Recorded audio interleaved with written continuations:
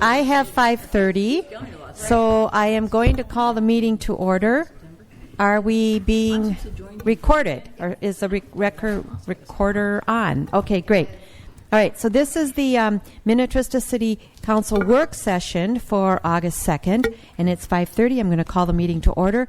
Okay, so council present are, and myself, Lisa Whalen, the mayor, and council members are Pam Mortensen, John Chumperlin, and McGregor and Kathleen Refkin. And staff present is our Public Works Superintendent, Gary Peters, Director of Administration, Ali Palfos, City Administrator, Mike Baroni, Finance Director, Brian Grimm, Community Development Director, David Abel, and our Chief of Police, Paul Falls. We only have one item on the agenda for this evening, and that is a preliminary levy and budget discussion. And I'm going to hand this over to Brian right away. Yeah, thanks, Mayor and Council. And it's good to see. I wasn't here a couple weeks ago. It's good to see everyone in person. I think I've seen, well, obviously some more than others over the last year or so. So it's just good to see everyone. Just I don't know, nice to be back in person. So I'm going to start out and go over the. I got 14 slides here, PowerPoint, and then after that, if Council has questions, comments, we can go to those, and then also delve into the information that was in the packet for the work session. So we'll start, and if there's something pressing that someone wants to ask as I'm on the slide, that's fine. Or if you want to hold your questions to the end, I'm okay with that too. So as far as what we're looking for this evening, obviously this is our first or initial discussion on the 2022 budget, but ultimately we have to approve a preliminary tax levy by September 30th of each year. So obviously that's about a little less than 2 months away. And one of the things to always remember is that the preliminary tax levy is a ceiling, basically. Once you set it, that's the highest it can be for 2022. So it can always stay the same or come down, but you can't find that you want to increase it another % or two after you've sent this to the county, or after the city has on the council's adoption in September. So just something important. And there has been several years where we have set a levy at a certain amount and brought it down a % or two. It just depends on as the rest of the year plays out and we get more information through the fall, and that's why it is the preliminary levy.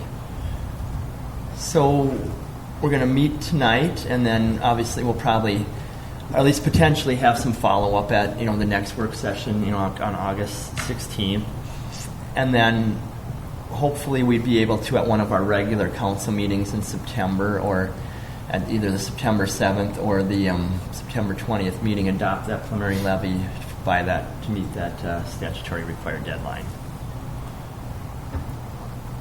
Each year there's usually about 4 main tenets or factors, I guess, we sort of drive the budget or levy in general, and just how we fund our city services. The first thing is, each year we always want to make sure that the city's in good financial stability, a good place. It has a proper fund balance reserves, and that's what we try to look at, as well as is setting the levy. One of the factors that tells us we're at least doing well is that we do have a AA plus bond or debt rating, and that's one below a AAA. The only thing that pretty much holds us back mainly from that is we don't have a lot of commercial and a couple other factors, but a AA plus bond rating, it tells us we're doing well as far as making sure we have adequate financial position. Each year we look at the see a capital improvement in our equipment to make sure that police, public works, administration has what we need to do our jobs, as far as capital items. So we look at that, and that's what that 5-year plan is that rolls each year there. We look at if we're going to do cash levy, equipment certificates, what our funding sources are. So that's always part of the discussion. We look at our service levels, and one of the things you probably mentioned or noticed in the memo is that, at least in this initial draft budget, there is a addition at the mid-year of 2022 for a public works and a police officer position. So obviously, I'm sure there'll be some discussion about that, but that is in this initial draft here, incorporated into that.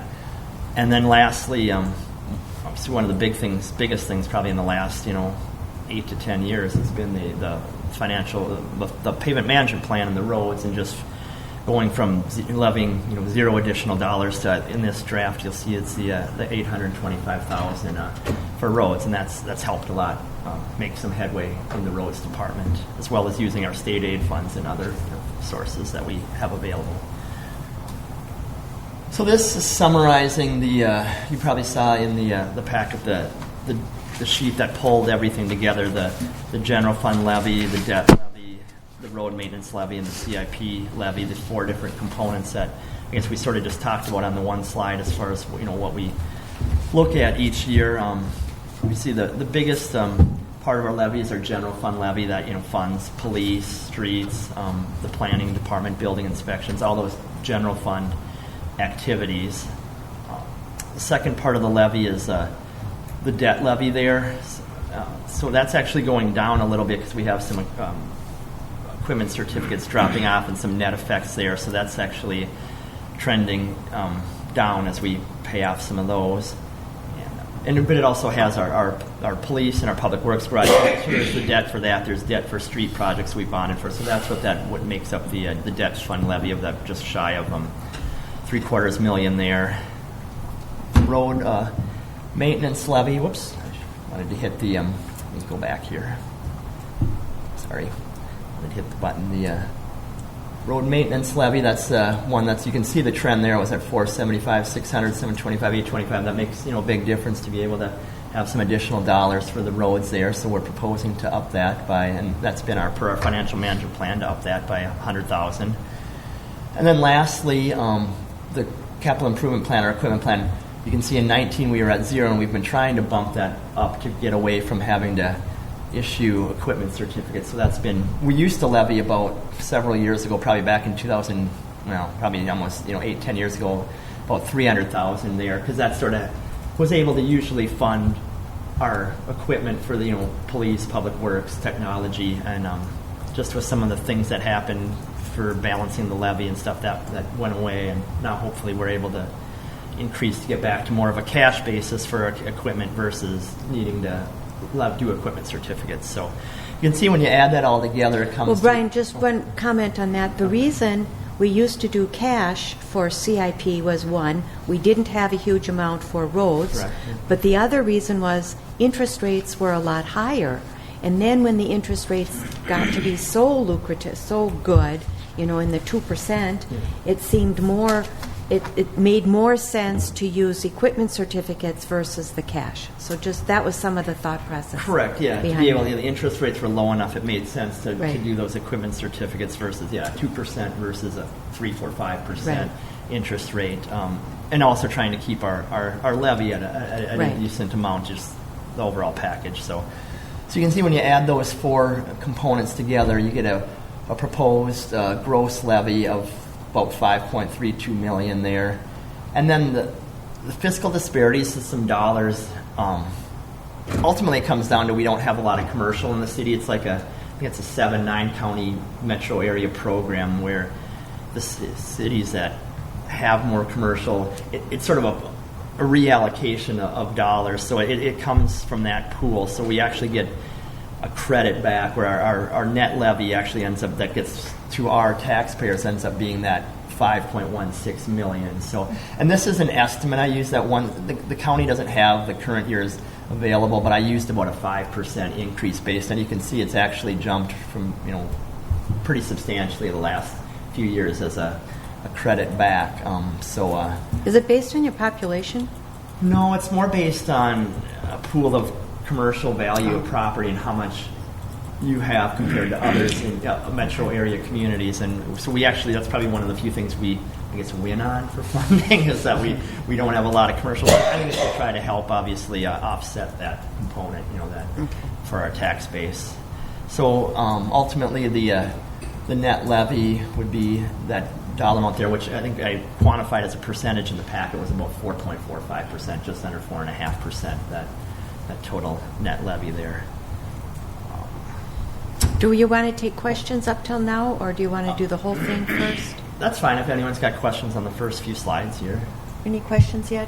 Okay, keep going. Okay.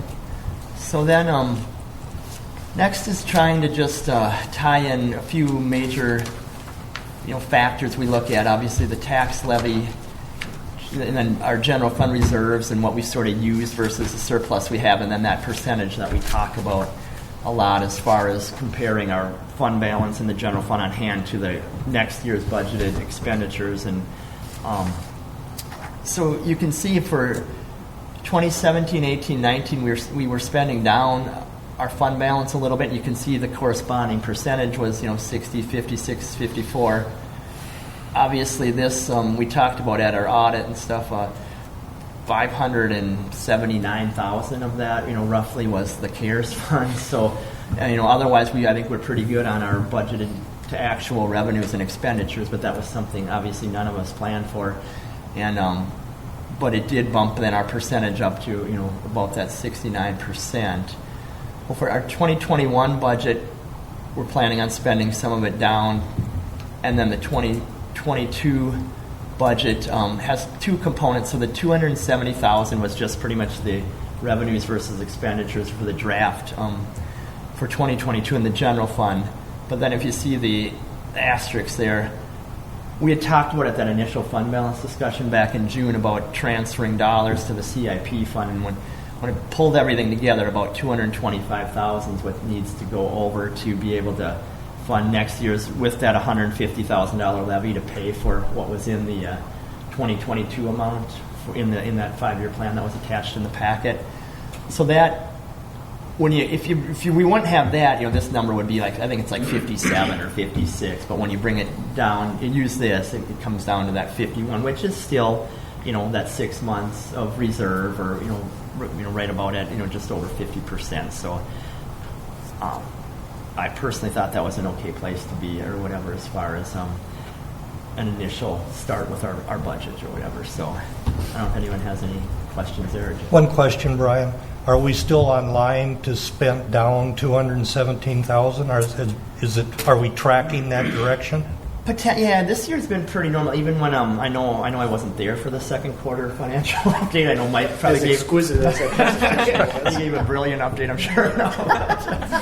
Or lengthy, So, but it looks like everything's trending pretty well. I think it seems like most years we've been able to outperform our budget slightly or whatever, but. I would say it's right now it's trending that if it's not 217,000, we may spend down 175 or 180 or whatever. But I don't think there's nothing right now that I could see where we'd anyway end up with a surplus or whatever. Especially I know our building permit revenue is doing good right now, but I think that may taper to more normal just with some of the lots available left and stuff. So I guess to answer your question, I think it'll be somewhere in that ballpark, okay. 150 to 215,000. So we may have a little extra reserve. Correct. And I know that's been typical in past years. My philosophy is underestimate the revenue and overestimate the expenses. I think that's good for budgeting. So yeah. Good. Thanks. Yep. So okay. I'll move on to the next slide here. So this is just straight out of our audit. So probably remembers maybe seeing this in May, but just to show that our expenditures, when you look at some of our peers, this is us right here. This was from 2019 because that's the most recent year. Or is it just me? Oh, it's really fuzzy. Hard to read. It's fuzzy. Is that one a little fuzzy? Okay.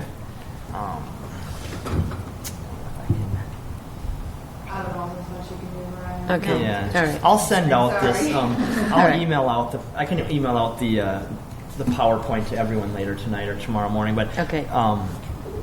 That's fine. Yeah. So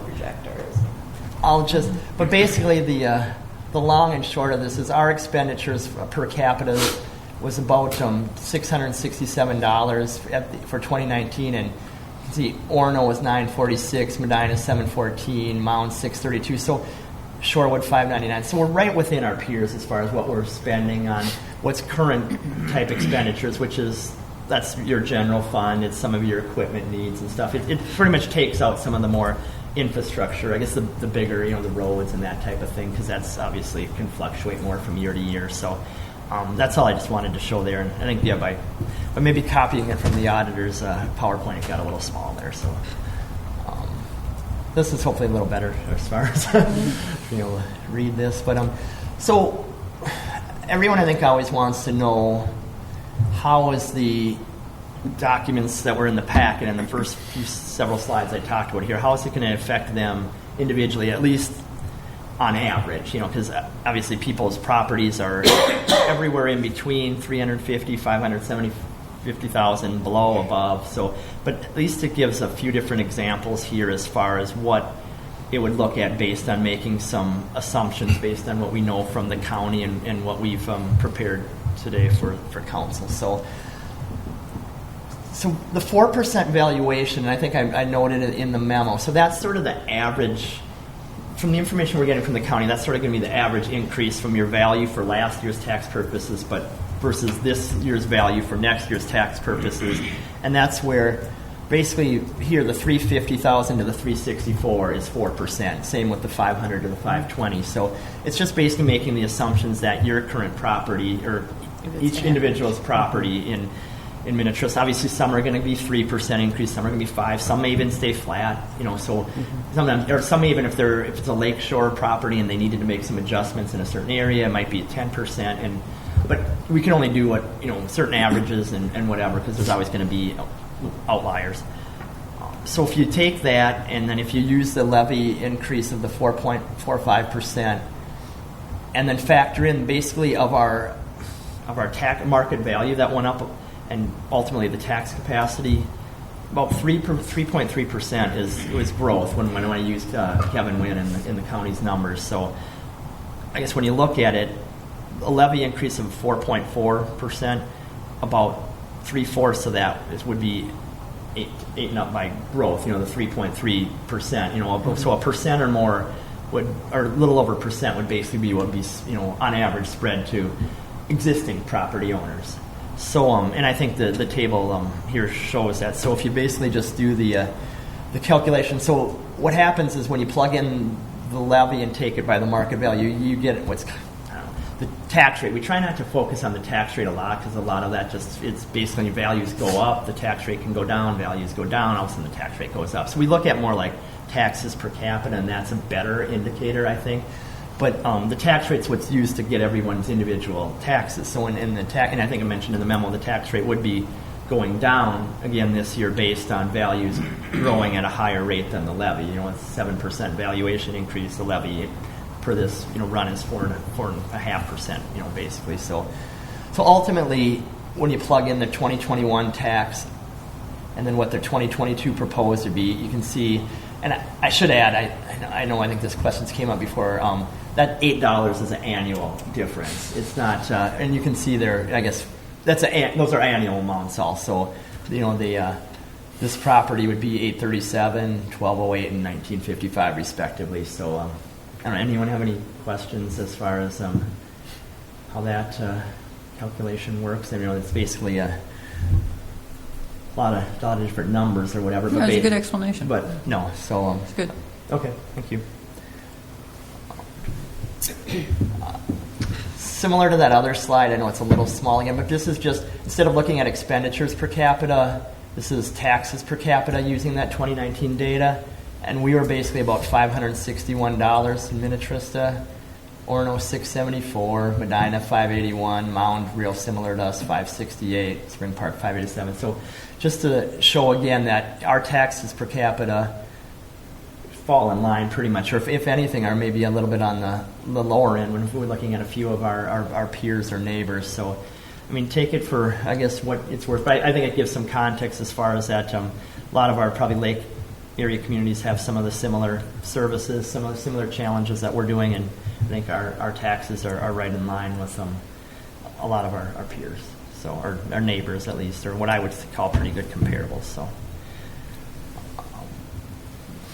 Next slide here, I've shown I think the last few years or the next couple slides here, and it basically shows where your taxes go to, because I think sometimes residents or property owners get, I don't know, they think, they maybe don't always realize, what's really driving their property taxes at the city, school, or county, and what proportion they even pay to each of the different entities. So this is a property that's in West Tonka School District, and you can see And 490,000 is about our median value home, so it's just shy of 500,000 when you look at the county report. So I tried to use a $490,000 property for both West Tonka and you'll see on the next slide Waconia. Just there are two main I guess school districts, or Watertown Mayor I know is a third. And so for the city share is $1161 for this property. Other is $391. That's some of your MCWD, Three Rivers Park District. Yeah, all of them. Yeah. The county is at 1872, 38%, and West Tonka is just shy of 1,500. So just to sort of show you the split, we're basically the third out of four, as far as where your property taxes go. So on the next slide here, you can see it makes a big difference what school district you live in, or as far as and just to even make sure people understand this sometimes. So this would be maybe a property out in Hunter's Crest. So this is Waconia School District, and you can see just obviously everything else is the same, but then our percentage goes down to 19% because the school district portion is a lot higher. Just based on what the Waconia School District obviously needs. So just something to keep in mind that that's basically about both properties within the city of Minnetrista, about a $1,300 difference based on what school district you're in. So nothing we obviously do about that, or just more of almost just the education piece that, and to show that we basically average on, the city portion of a taxpayer's bill is about 1/5 to 1/4, based on wherever they're living. So just a few different, to summarize, I think I got a few more slides here. So what basically makes up the 2022 budget, some of the main factors, what's maybe what's included and why we're asking, why there's a little bit of an increase in the initial draft. Obviously, we've adopted some of the labor contracts here, recently, and that's just something you do every few years. Is how we do it here, but that's accounted for in the budget, as well as an increase for the non-union salaries. Benefits right now, we're looking at keeping the cafeteria plan pretty much the same, so it more would just be salary increases, not really a change to the cafeteria plan. The FTE mid-year for the police officer and the public works maintenance worker, so that's incorporated in the budget, as well as that transfer, the $225,000 from the general fund to the CIP fund. Payment management plan, the $100,000 increase that was shown earlier, using about $270,000 in general fund reserve dollars to keep that fund, the levy at the proposed amount, while keeping that percentage at the 51%. So, I guess in summary, so ultimately by September we're looking to have that acceptable preliminary tax levy. This is obviously the initial draft, and roads, the general fund, equipment, and those are the main factors, obviously main drivers of the budget. And I did include a budget timeline, I think, on the last page of the packet. Obviously, once we'll talk the next few meetings on more of the tax levy funds, and then after that we'll go into the water and sewer and some of the other recycling. That'll even be one to talk about, seeing we had a pretty big change to our recycling contract last year. So that's the end of the PowerPoint. So I guess anyone has any questions on the PowerPoint or the packet, or just other comments? Yep. Turn it back to Thanks, Brian. Yeah, we'll start with council. Questions? No, good presentation. I've been over the whole thing, line by line, and again, you gave us a nice prelude in past sessions as far as where this was going to go. And your word is good. It's up there, clear, concise. Thank you. Appreciate that. I'll make a comment and maybe more of a question. So we have $825,000 budgeted for roads next year, and my question is that going to be enough? Only because we talked about, so we're going to be doing the Jennings Cove area, which is like $725,000 or $760,000 roughly. But we've also talked about, for a number of years, of doing some overlays in order to extend the life of some of the roads that we have. So I know we won't have a whole lot left in our road fund balance at the end of this year, And so if you look at, let's say, $760,000 for the Jennings Cove, that really only leaves us about 50, 60, 70,000 for overlays. And is that going to get us enough? What I'm concerned about is if we keep putting off these overlays, pretty soon they're no longer overlays, now they're reclamations. So that's the only thing. And if we added a little more now, it might save us from doing those roads sooner than later. So that would be my question. And I don't know if we should have some kind of estimate from the engineer to say, or Gary, to say, is this adequate? Should we be looking at a little more? I don't know. We can do that. One of the things is, though, as this progresses, some of the roads that we had on the list are no longer going to be candidate for that overlay. I know. Because they're just really getting bad. I mean, so I know 3 of them that can be taken off already. So, I mean, some of the other stuff that we're going to have to look at is some of these other neighborhoods that are starting to really pay the price. Like Hunter's Crest is 20-some years old, and it's starting to really get bad. So, I mean, and there's a lot of streets like that, and so then the question is, do we let them go, and then 3 years from now we're looking at reclamation, or do we add a little more to the budget now and do the overlays at a fraction of the cost, and then do them 10 years from now? Didn't we talk about moving some of the CARES fund into the road budget? Yeah.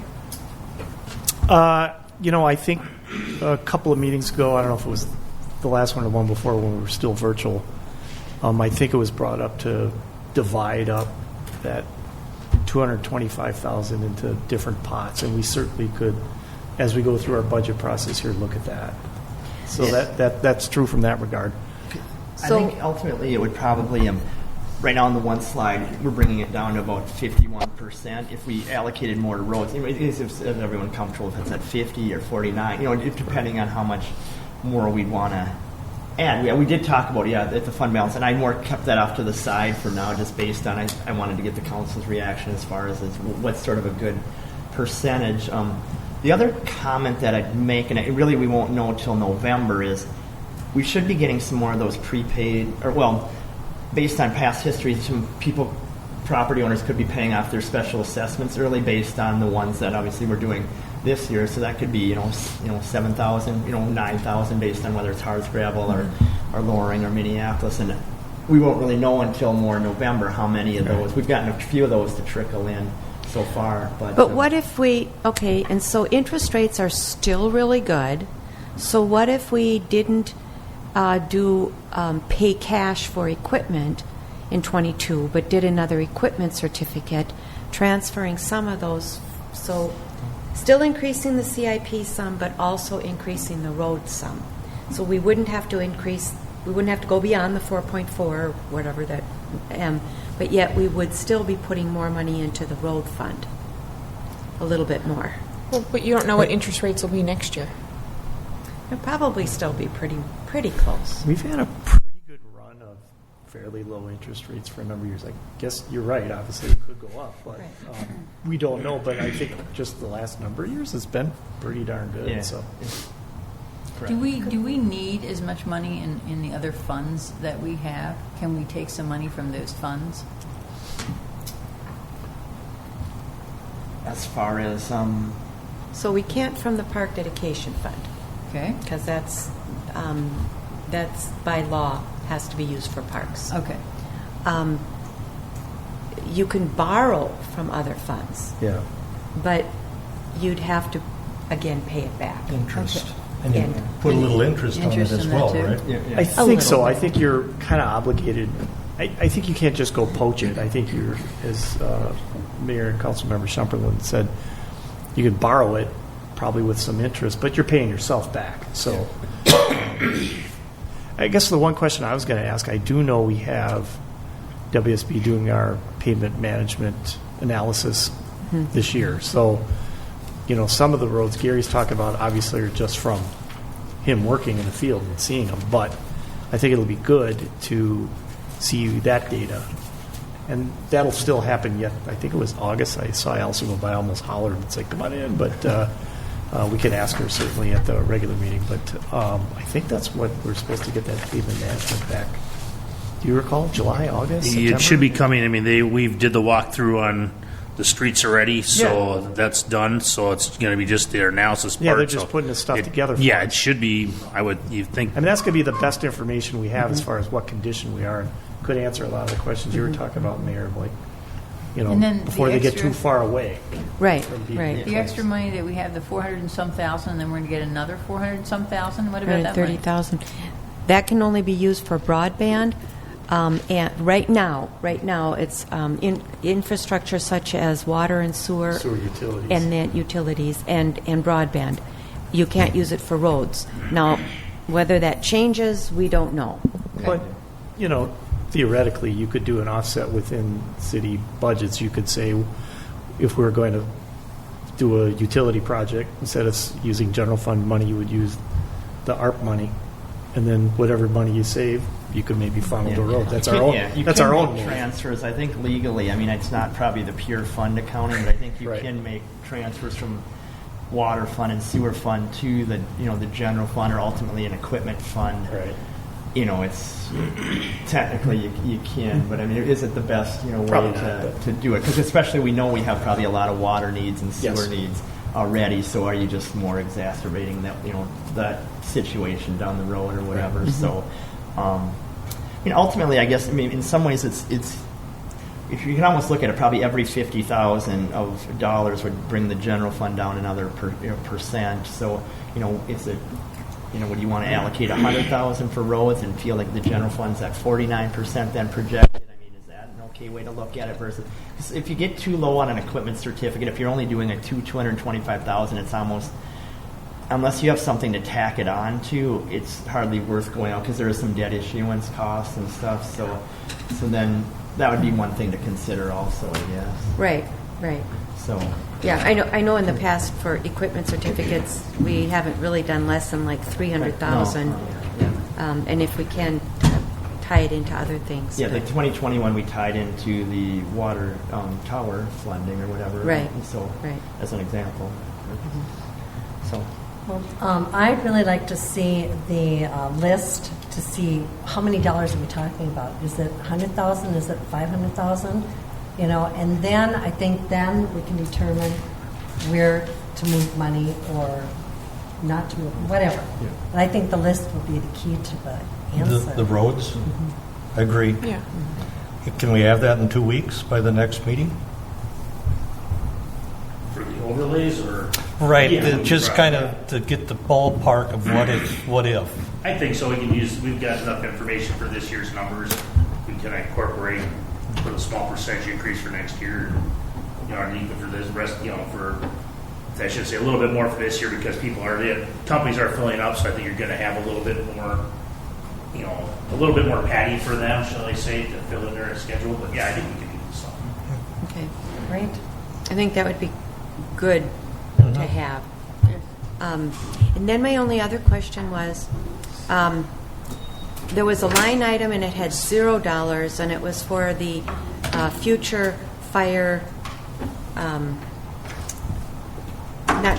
Substation? More like a Substation. satellite station? Satellite station, thank you. And is that something we should start thinking about? Yes. Kind of look at you. Yes. So I was, Figured you'd say that. I Shocking was answer. wondering if we shouldn't consider some amount in there. I don't know, and who knows when it will happen. But maybe if we start putting a little bit in there, and just to kind of clarify this, I would fully anticipate. Well, Mound is under contract to help us out, so we would not be paying for all of it ourselves. And I really would anticipate or expect some kind of participation from St. Bonnie. I don't know if we can force them to do it, but we might. So if there were 3 entities involved in paying for it, I don't think we have to put a huge amount every year, but let's just say we want to potentially see something within the next 3 to 4 years, and that's kind of what we're talking about. Maybe we should start putting a little bit of money towards that. My guess is we would ultimately, now maybe this wouldn't be a good idea because maybe ultimately we would bond for it. And maybe bonding would be better than cash. I don't know. Any thoughts there? Yeah, It's hard to tell right now, but yeah. yeah. I mean, ultimately, I guess I'd envision that'd probably be a project that we, as a city, would need Would to bond, bond for. for? Yeah, just based on knowing what some of these like capital and projects Right. can No, cost. that's true. Right. You know, it's always okay to put away. You know, or in theory, to put away some dollars to help defray. Down the road, but then obviously there's trade-offs or things Right. maybe that opportunities missed or things that are competing for the same funds or whatever. So. Well, let me just put it this way then. If we don't put any funding, any cash in there now, just so that council understands, our portion would have to be bonded for. So the whole project would probably be bonded for, and then our portion of the payment, whatever. So what's the trade-off with the possible seriousness of the water projects? Say that again? A couple million? What's the trade? I mean, if we're putting money there, and we're going to put more money into paving, and do we need a lot of money for the water projects, and how would that be handled? For the water projects, that comes out of our water fund. Yeah, so that'll be when that'll be mainly through utility rates. So that's Is enough in there? Depends on who you ask. Yeah, not for. I mean, yeah, for doing no. another. If it's all the way up through another treatment plant and stuff, we're going to have to. What we probably need to do as we get into the, having more of these discussions on the water-related items is potentially even look at. We did a rate study about, on the front end of this, probably like in 2010, 11, 12. We're probably going to want to look at studying our rates. We've been looking at our rates just more internally as city staff, and what we've mainly been doing to keep up with the infrastructure we've put online so far is up front we said we're not going to try to do 10% or 12% of the rates. The first year we basically said utility rate users, anyone on the water system, the rates are going to go up 4% for the foreseeable future, and that's what we've done in practice. So we've been able to issue bonds, get more people on the system, adjust the rates each year by 4%. And we've been able to keep our utility or water fund at a good place to be able to make our debt payments and pay for infrastructure as well as operations, etc. So, but if you're looking at several million more dollars in utility, water, and specifically infrastructure improvements, our utility rates obviously aren't going to stay the same. So that's not part of the levy. Correct. Yeah. That goes directly to just the people that are in city water. Yeah. Okay. And that's where we have a little more, probably a unique situation with Minnetrista versus a city that 100% of the people are on the water system. And sometimes, those cities will make transfers between the water fund and the general fund or some vice versa, because whether you pay for it in taxes or whether you pay for it in utilities, or water rates,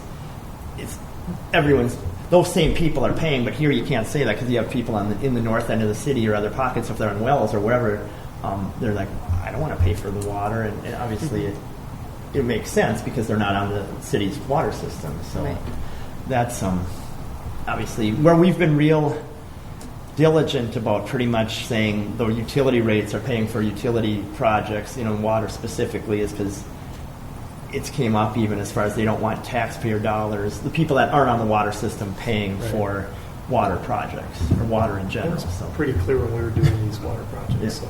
Yeah. Well, we didn't fully bond for this water tower either, so we were taking part of that already out of the water fund. Yeah, that's That's why I said depends on who you ask. Right. Yeah, I think we used about 500,000. Yeah. Mr. Mahler. So. Yeah, I would have probably rather bonded for the whole project to give, but that's what we did. Another day or whatever. Right. But people have been using so much water, we're making more money. Okay, That'll be interesting to see. right. That'll be a fun budget in October. I think I got that on the list. Discussion. And then, and we wouldn't, the 430,000 or 860,000 ultimately isn't going to be enough to pay for a treatment plant. No. maybe, by itself. Do a well you know, or and I don't, it might do a well, but Close to. I don't know what wells cost. Gary, any idea what wells cost? 350,000? Yeah, I mean, at least, Yeah. by the time you're all done, probably closer to Four, 450,000. yeah. Because you have to do a test well and Right. do all that stuff. Plus, with our well, we also have to do a monitoring well Right. according to the DNR. Right. So we'll have not only that well, but we'll have a secondary monitoring well to put it in somewhere into our system. So- Yeah, so it's going to be, so the money, the ARP money is maybe a well. Maybe, if we want to use it for that. But then, like Brian said, you use it for that, and then maybe you transfer some out of, I don't know, out of the. See, so that'll have to be a discussion as to how we use it. But my opinion is we should use it for something that will benefit kind of the general overall city. Well, I think the water issue benefits the general overall city when most of your population is going where we can't use water right now. Well, you won't be able to water that much, regardless of whether we add more wells or Yeah. treatment plants and stuff, because it doesn't really have so much to do with how much we can literally pump. It has to do how much we are allowed to pump. That factors into it. I wouldn't get on my bloody pulpit here, but we're all stewards of the water table. Right. Those of us that are out in the rural area, we all have our own wells, and I don't, personally, I'm not watering my lawn or gardens a whole lot either. Luckily, I have rain barrels, if it rains. If it rains, right. But I mean, you can't just keep pumping, Right. and that's why I think education for everybody Yeah. is high Right. priority Yeah. as well. I haven't watered my lawn since the beginning of June, and I do water my gardens once a week. I Right. hand water them. Individual Yes, plants, that's yeah, what we yeah, do. Yeah, so, but, and I'm on, and not only because we're on our own well, but just simply because I also think, well, if people that are on city water can't water, then I should kind of also be a good example too. So, I guess a question, maybe getting back to the mayor's original point. Were you thinking about, was the levy as proposed what everyone was, or does everyone have a pretty good consensus as that? Or were you maybe suggesting to give a little more wiggle room to bump up the road maintenance or the general fund levy a little bit? Well, let's or- wait or- until the 16th, Okay. and we get those numbers and kind of discuss some of the road issues and maybe costs or estimated costs associated with that before we decide to increase it. But I think we need those numbers and need to find out where we're at with that before we decrease it or increase it. Right.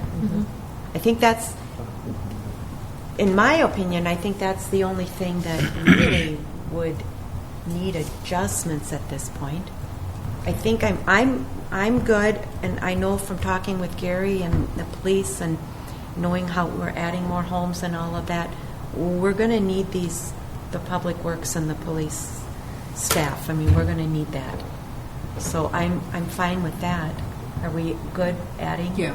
Keep in mind, we're going to do half in 22, but then in 23, it's 100%. Yeah, so sort of phasing it in. Yeah, or we're is phasing it in, right. But my other concern is this. If we're withdrawing $270,000 out of our fund balance for 2022, where are we going to be in 2023 without going a whole lot more? So let's just say we try and stay around that 45, 46%. That only gives us a few percentage points wiggle Yeah, because room. I think I had the in the packet. Yeah, this I know it's going to be. It's in your packet on page 23. I know it's hard to read here, but I think I've got just one more year out there. I've got the back to 2013 for the actual, so you can see the trend of like the last basically 7-8 years. But yeah, I still, this obviously is just using some projections and some estimates and some there, but it's still, basically 141,000 roughly for 2023. Hopefully, but that's all based on growth and yeah. There's a lot of Okay. different factors into that, so it's hard enough. If you were looking out, obviously, to 2022, or 6 to 12 to 18 months out, 2023 is longer than that, but Okay. but That's- it is. yeah. It's been something that it's been good to have a fund balance reserve or above the 50%, but it is also, if you start to rely on it too much, and you have sort of that structurally unbalanced budget for too long, obviously, the 60s can go to the 50s to the 40s pretty quick as a percentage-wise. And, our fund balance policy says to stay above at least the 40%. And I don't think we're in danger of that by any means yet, but, Okay. if you start looking at, 23, 24 and beyond, depending on decisions that are made, it could obviously change. Our building permit revenue is always a big one we talk about. Oh, that reminds me. Okay, sorry. So I had another question. Building permits. So far we're fairly on track, but I also have heard that we're kind of running out of lots. And you had 650,000. I don't have it in front of me. 675. 675 for building permit revenue next year. Do you think that's aggressive, or is that doable based on what you've seen? What do you think? Hard to say. And in conjunction with that, the supply chain, the lumber prices, that was my concern as well. I thought last year we had kind of dumbed that number down to 675. No, we had dumbed it up. Well, we're concerned. I thought we were concerned about COVID and with, are people going to build? Can builders build? Will industry still be functioning? Because if you look in 19 and 20, we're at 813,000 and 838,000, and our growth was still. I thought we had dumbed it down because, again, my philosophy was to underestimate revenues, overestimate expenses. But we're already at 367 this year, and truly, then how does that work in the industry? January, February, probably nothing going on, but then we still have contracts going on in October, November, do we not? So is this 6-month number of 367 on permits, is that truly kind of a middle of the, can you almost say that will double by the end of the year? Well, theoretically, but the problem, as Brian mentioned, is M&I's, their last permit of the lot that they had empty went out the door probably a week or two ago. Okay. So they're out of lots. So what you have left is, so whatever they have is being built on, and theoretically we have the money already. So what's left is Ganya, and they only have a handful left. So okay. So Good we point. may not even make the 650 or that was budgeted for this year. So, and that's why I'm a little concerned about budgeting the 675 for 2022. I mean, it's going to depend a lot on how quickly they're able to get their infrastructure in and how ready they're ready to go gangbusters in 2022, right? And they're adding 194 more lots with their 4th and 5th edition. And Okay. they're working on that right now. You've approved their preliminary grading agreement, so they're Right. grading. Okay. They're coming in for final plat approval at your next meeting. So their goal, obviously, is to get model homes, foundations, and framed before the snow flies, as much as, and probably more if they can, so they can build throughout the winter. But they're not afraid to build in the winter either, as Kathleen can probably attest and sees all the time. They do it, especially if people are buying. Okay. And I think, correct me if I'm wrong, David, but they did this purposely. I mean, they knew with COVID hitting, they had no idea how that was going to impact their business. So they're kind of just running out the string on their lots, correct? I mean, they did. They've scaled back the 4th and 5th phases because they, like everyone else, is wondering when this is going to end. And they don't want to be stuck with hundreds and hundreds of lots that aren't going to sell. So they've scaled it back. They wish they had lots right now, but they don't. So they've scaled back what they're asking for approvals on because they're just waiting, like everyone else, to see when this is going to turn. And maybe just to update, I did pull the July numbers just ahead of this meeting, and that line item that has 367 as of the end of June now is at 439,000. So July was a pretty good month as far as That's pretty good. So that gets you. Okay, I just want to make sure that we're not. So hopefully we can at least get towards that 600. Maybe fall a little short this year, and then depending on how things go, we be back at it in 2022. I mean, we have had, like John said, 812 and 837. We've had a couple really good years in 19 and 20. Well, if interest rates stay the same, and I think things could still go quite well. As Kathleen said, you never know what interest rates are going to do. So we'll see. Okay. Yeah. So do you feel comfortable leaving it at 6? John, what's your opinion?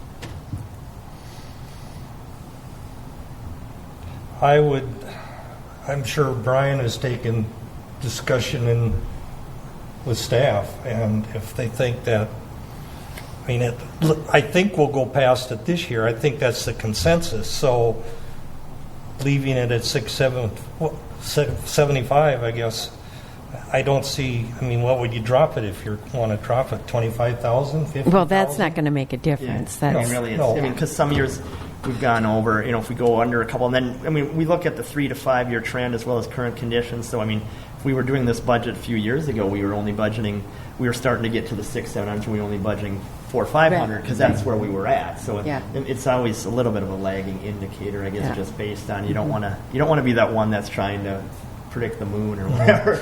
Right. So, Right. Okay. I think and we'll know more again in a few months here when we come back with some final budget numbers. We'll be able to see, and I think we're with our overall framework and our preliminary levy and stuff. I think we'll still be fine where we're at it without having to adjust anything too drastically one way or the other. So. Okay. So if this goes forward 4.45 with a 3.3 increase, it's really a new home market value increase.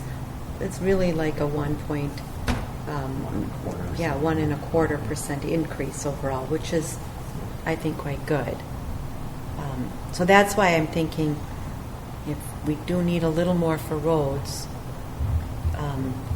maybe that might be something just to think about. So we'll find out next in August and see if the 825 is going to be good, and we'll also have So just some. let me ask definitions. So are we thinking for the roads? I know we need a lot more information. I get it. But are we thinking something like 250,000? Are we thinking no? That's what I No. thought. So what's in your head? I was just thinking, so one year we did 125, and this year we're only doing 100. So I'm thinking like maybe 125 or 150. Okay. So, not huge amounts. So maybe 25 to 50,000 more than what's being proposed. Basically, would be 0.5% to 1%. So what you'd be looking at still, 5 to 5.5, which I think last year we were at 2.8. Basically, the year before we were about 5.7. So we've sort of been in that range. And Gary, is that going to make a dent in the need? It can. Okay. If you're talking a small mill and overlays, yes. Okay. We can get some stuff done for that. Okay. All right. Well, good. So we'll take a look at that in August and see where we're at. There was one other thing that Kathleen actually brought up, and that is the gun range. And I don't know if that's something that we could look at. I know a lot of it is probably being done through fundraising and things like that, but is this a year that we could look at, possibly? Yeah, I don't know how many weeks ago, a couple weeks ago, 3 weeks ago, I spoke with both Allie and Paul, and based on a number of council members, including Kathleen, who brought up gun range on one of our Monday morning calls. I think we got that scheduled for a meeting. I don't know exactly which one, but September? I think so. That sounds right. So we'll bring that back. We've already been planning on bringing it back. I think I talked a little bit this morning, I believe, with Ann about the gun range as well. And, it's been said that we should do this at no cost to our taxpayers, and I think I've said to everybody on this council at one time or another that's never going to happen. I mean, this would be a new line of business for us to be able to operate a gun range, even though it's within our building. There are things we can do to offset that. We could seek a contract for use with neighboring departments if possible. I think what has changed is that there is a required public use now. That wasn't the case a number of years ago when we were talking about that, but I don't think that's a hurdle that we can't overcome. But the really good thing about this is we have a pretty robust crime prevention fund group, and they said, at least as a couple of years ago, they'd be happy to fundraise for us to build this thing, and that's, I know it doesn't address ongoing costs, but that's But a big chunk of it. Yeah, the build-out was going to be hopefully About at quarter no million. cost or Yeah. minimal cost to the city. And then just the ongoing operational costs, some of that could be offset, Correct. but not completely. No, it would by- never be completely by offset. use contracts and public use and things Right. like that. So, yeah. But I mean, if it's a small amount, I think it might be a really good asset to the community. I think it'd be a great asset, and I think it would greatly For benefit our police and- police. yeah. That's what I'm And concerned we're a about. growing police force, and Yeah. so I think it would be a great asset.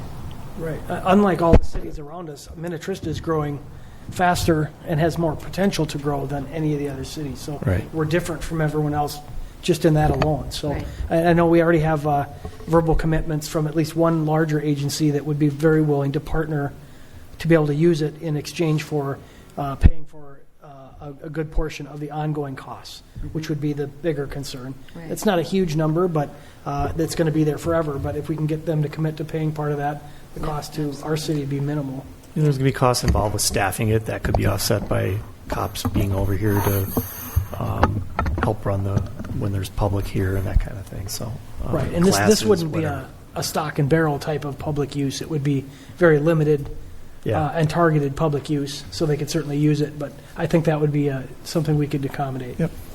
We'll have to investigate what the public requirement is now. Like I said, it has changed at the legislature in the last few years, so we'll obviously be looking at that. So, but it's good that I agree with you. It's time to look at it. Brian, I've got a question. The fire contract for Mound is listed at the 259. That's different than the numbers we got at the meeting the other week. Yes, that's the operational part that comes out of the general fund. The other 70-some thousand, we levy. It's part of a debt levy because it's Oh, for paying the the building? old. Yeah, and I think that's the last year of Yeah. it. So that'll actually be something to talk about for the 2020. Or I'm sure that will be the part of the fire commission and discussions. But yeah, that's why I think the total number is in the 330s or Yeah. something. But yeah, it's the general fund portion and then the whole building debt portion. Yep. Yeah, I think isn't it 72,000 Yeah, for that's the what debt portion, Yeah, and then and then the other that's a fixed amount, and then a contract amount is based. There's a formula. Yeah, And it's who knows what goes into that. I mean, Yeah. it's a big. But we agree. Yeah. Some council in Yeah. the city agreed to it way Right. back when. So Yeah. and So that that's- changes yeah, that's annually. the difference, yep. And then I just have one other question. On the page 23 where it says culture and recreation, what is that? That was is- the Gillespie. Okay. Yeah, so that, And that goes away. that goes away. This is the last year that we Yeah. are under the that under contract. At least that at that contract. amount. I mean, that 10-year contract for $34,000 a year ends Right. this year. So So what else is tied into that then? Oh, that The culture and recreation, because it's budgeted at 115. So what else is in there? Oh, is that maybe the parks department Parks. or parks? Yeah, I think there's a couple different. Let me pull it up here again. Mowing was a big one. Yeah, the Mowing our 115. parks. But 115 was parks. Did that include culture? Yeah, and because recreation? there's sort of there's a department for 45. We set up the one specifically for the Gillespie a few years back. It's 45202 is parks, and then 45203 was the culture and recreation was the Gillespie. So we set up a separate department to track that. But yeah, the amount of the basically 115 is more for parks or whatever. So yep. Does that answer your question? Yeah. Okay. I have one other question while we're talking about parks. There is a line item. It's called property insurance. Were you going to ask that? Yep. Okay. Good. You I was reading your mind. There's nothing budgeted for this for the 2022, and every other year there has been. Oh, okay. So probably just needs to be probably just got missed carrying it over. Let's see. what page is this in the? What Page 12. Oh, sure. Yep, I Under see. Yep, parks, okay, it says yep. property insurance. It's towards, like 7 lines up from the bottom. Okay, yep, yeah, I see that, yeah. So we'll need to, yeah. Brian said he'd pay for that himself. Yeah. That's really nice of you, Yeah. Brian. We'll have to, adjust that and then adjust the Parks Department budget, and likewise, yes. So, How much is it usually? it's been around I'm trying to find it. 25,000, so. Oh, it is? Okay. Yeah. That's a lot. Wonder if some of it got into the lawn and maintenance item, Gary, right now.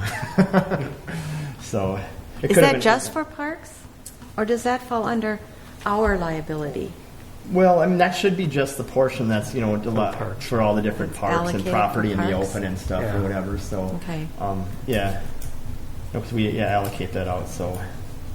Good catch. Yeah. And I wonder if, there's some other dollar amounts that seem a little higher. I wonder if some things got rolled in accidentally and off of that line item, so. I didn't see it anywhere else. I looked back at the other departments to see if their numbers jumped, and it didn't, so. Okay. Well, here though we have salaries. The difference between 2021 and 2022 is a $21,000 difference. Yeah. Well, it's year to date only, so yeah. Oh, I see. salary, That's yeah. year to date. Okay. But, yeah. I'm sorry. Yeah. Okay. No. I think, well, there's a few things that maybe got, Yeah. See if you need. I just need to be reallocated there or whatever, so. Okay. Thanks for pointing that out. So. Okay. I figured I couldn't go perfect on the initial draft. It had to be something. It was going too well, right? No, that'll be easy enough to. Me and Gary will figure that out. All right. All right. Anything else? We're good. All In right. expenses, when we talk CIP, Oh, yeah. Yep. You got about 10 minutes. Yep. Sure. Gary, could you explain to me again, or to us, the fuel management system? We've talked about that for a couple of years. I see it's coming up this year. Yeah, right now we don't have any way to really track it besides a pen and paper. So what we're doing is the same thing as the police force. They come in, the guys write down what truck it is. They put down on a sheet of paper the truck, the mileage, and that. So I don't know how it works at the PD, but my guys write it down. I have give it to Dawn. She inputs it under her stuff, and then we have to input it into Cartograph, which I have to because I have administrative rights. So 3 people are touching this. So we've been trying to get it into the system into it, which would take and incorporate a key fob for each vehicle type deal or data input at the pump, which would automatically put it into our Cartograph system for fuel for fleet management, which would then help us keep better track of, even for the PD, when is a car or vehicle due for an oil change, a filter change and stuff like that. So we've been trying to get it for a few years. I have a new price coming from our fuel contractor. We may be able to lease something from them too at minimum cost. But I don't think it was even that much. Was it last year, Mike, we looked at it? Or was it 2 years ago where we looked at that? It was a couple years ago. And it wasn't even that much for a whole new system out there. So right now, but it's, you hate to say it, but it's not a very safe system out there. So I'll leave it at that. It's I just thought it not was very around good. 20,000. That's what's Yeah. plugged in. That's what's in. That's I don't what- even that think it was was a that couple much, years though. I think it was less than that, a little less than that for the whole system. But Are those tanks we own currently? we own the unleaded. Right. We do not own the Releasing 2 that. diesel tanks. Right. Okay. So this would be, the whole new system would be a nice double-walled system, containment and everything. So it'd be a lot safer system out there. It would just be less pencil and paper time for a bunch of people here. Yeah. It'd just be nice. And The you guys do unleaded tank some- is ancient as well. It is, So and it- it's you a know, very, very old, rusty on the outside. Hopefully not on the inside. well, and it should, and we've been told by Mid-County it should be inspected. It should be drained and inspected because, like you said, if it's starting to rust this bad on the outside, what's it look like? Because we'd hate to have a fuel leak. Yeah. Or You have don't that, want that. Yeah, rust go into the tanks. So the whole system needs to be replaced then? What you would do is everything would be all three. We have 2 diesel and 1 unleaded. Those would all disappear, and they would just bring a whole new. Actually, it's on what they call a sled. They would just drop it all off right on our existing platform. We'd have 1 diesel side and 1 unleaded side. Everything would be all incorporated. The electronics, everything, the keypad, everything's on there already. They would tie And in. the We've tanks. already run the conduit. When we did the gate, we ran all new conduit out there just to be on this, ahead of the game. So they would wire it all in, and then we would cartograph would be tied in, and their system is compatible with that. We did look at that, so there wouldn't be a lot in of upgrade system to it, but it would be very nice. I mean, Paul would have to have access to it then, or probably Lori on your side would get a. Right now we only have 3 users on Cartograph. We could probably drop one of the people off and put her on there so that she can monitor their fuel system too. So, but yeah, it definitely would be a great advantage for all around. So the comment on here, or the details, was lease option versus purchase. Which way is the best benefit? Well, that's what we'll find out. I have them coming out to discuss that. Okay. Again, I say it's been a couple years since we've talked about it, so we'll look at that and find out, what is it the lease per year. So, we'll weigh that option when they give it to us and see. It might be cost efficient to buy it, but we'll check into that. We'll see. Depending on does the technology change there as quick as it changes in other things in the world? Not really, I don't think. I mean, it probably can, but you're not talking, like a computer that you're using for everything. I mean, this is just simple Right. input of data, Okay. So the computer using it will change, but I don't think. I mean, like at Eden Prairie, I was there for how many years? It's still their same system. I mean, that's been probably going on 20 years that they've had theirs there. So, and Chanhassen, when I was there, I mean, theirs was there forever. I don't see it changing. I mean, it's just like I say, the computer on the other end will change, but the data being inputted, you can use the same. All you're doing is inputting data. Okay. A little bit further down on that same page, which was 17 in our folder, we see that we had our people painted our council chamber here. I see the lobby's up for painting. Is that something that can also be done by Public Works? Yes, no, Mike and I discussed it, but there's Yeah, a we lot talked of about it. sheetrock work that needs to be done. There's a lot of cracks, and it's a little bit more of a professional forte than what I think my guys can do. Painting would be no problem, but it's the sheetrock repair work that's going to need to work. There's a lot of cracks up there and stuff, so. Okay. So that's been in that kind of splotchy, spackly looking state for a number of years. I frankly think it's kind of embarrassing, but that's why I said when we had this COVID break, I guess if you want to call it, I had Gary's guys repaint the council chambers, at least from the half ceiling on down. So they did a nice Looks job. nice, yeah. So Looks nice. There's other things we can do here. I think that's just the most noticeable one for the public. Just kind of looks cruddy. But we can certainly talk about it, John. Yeah. I kind of thought that might be the case, but I just wanted to ask, being I saw we did this one in here. So. Yeah, so maybe if they can do some of the sheetrock work like Gary, maybe we can have these guys. But, they're painted in between snowplow runs, basically. I mean, this is a winter project, so. And one other, Gary, I see we moved that John Deere out another couple of years. How did we do that? Well, last year, Brian and I talked about it, and then it was scheduled for actually last year. Yeah. But remember, we had we ended up spending a little bit of money on the repairs of it, putting the ladder was all rusted out, so we did some of that.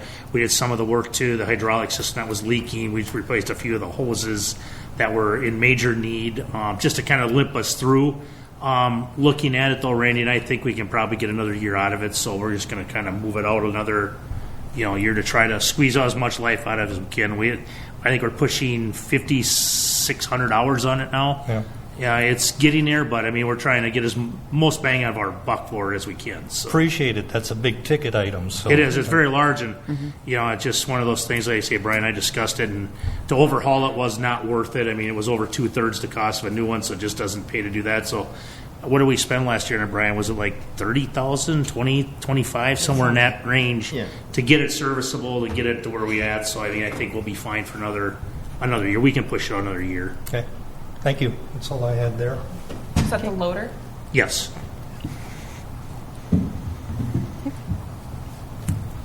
All right. Anything else? Otherwise, we'll wrap it up. And, of course, we'll be talking about this August 16th, I think it is, right? Correct. Probably sounds like more of a focus on the roads as far as, I think so. Yeah. Well, and we won't have quite as much time because I know we have broadband as well on the 16th. So that begs the next question. Do we want to start at 5? We might. Yes. Okay. Okay, I'm glad you guys are for it. Okay. Makes my job easier to ask. You just tell me I'm good with that. Yeah. Okay, 5 so o'clock start we'll is fine. plan on starting at 5, and we'll have, again, another budget discussion, mainly focusing on roads, but if anything else comes up, and then, and see what your adjustment is in the parks. Yep. And then we'll also have broadband discussion. So Right. with that, we are done, or have concluded our discussions and our work session, and if there is a motion to adjourn, we can be adjourned. So moved. Is there a second? Second. Okay, Pam made that motion and Kathleen seconded it. All those in favor will signify with aye. Aye. All those opposed, motion passes 5-0. So we'll be back at 7.